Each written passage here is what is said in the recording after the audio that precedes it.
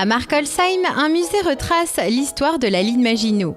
C'est à travers un tas d'anecdotes que la petite histoire retrace la grande. Dans cette casemate transformée en musée, tout est resté en l'état.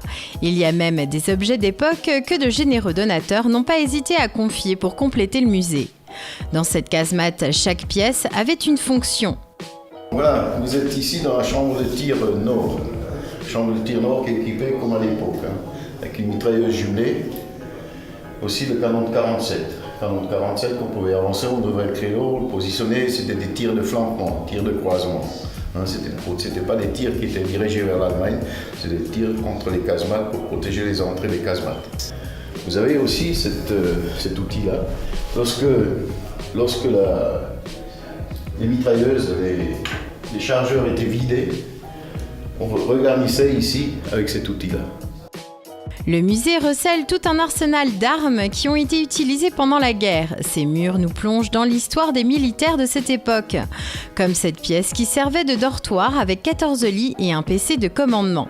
La casemate pouvait alors accueillir 28 à 30 hommes.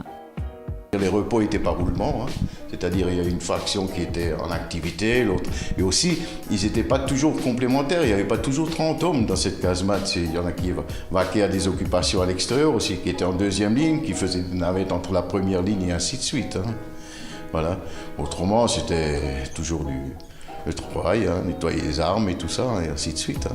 Ils avaient une chambre où ils fabriquaient l'électricité, la salle des machines, ils fabriquaient de l'électricité. Ils avaient un puits d'eau parce qu'ils pouvaient vivre en autarcie, 2 chambres de tir et aussi la pièce centrale où il y avait les filtres à air parce que l'air à l'intérieur était en surpression, c'est-à-dire la pression de l'air intérieur était supérieure à la pression extérieure. C'était pour empêcher l'ennemi d'injecter du gaz.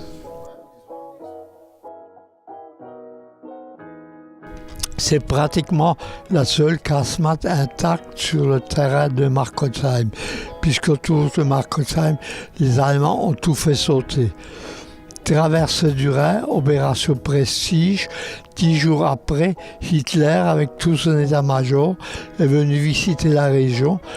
Cette casemate à peu près intacte aurait alors dû devenir un musée allemand.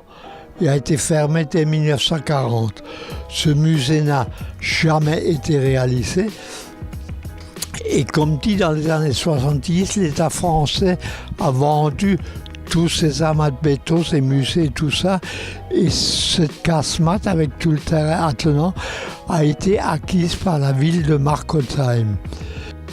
La municipalité a mis ensuite la casemate à la disposition des amicales des régiments des anciens. C'est eux qui ont transformé ce site en mémorial musée de la ligne Maginot.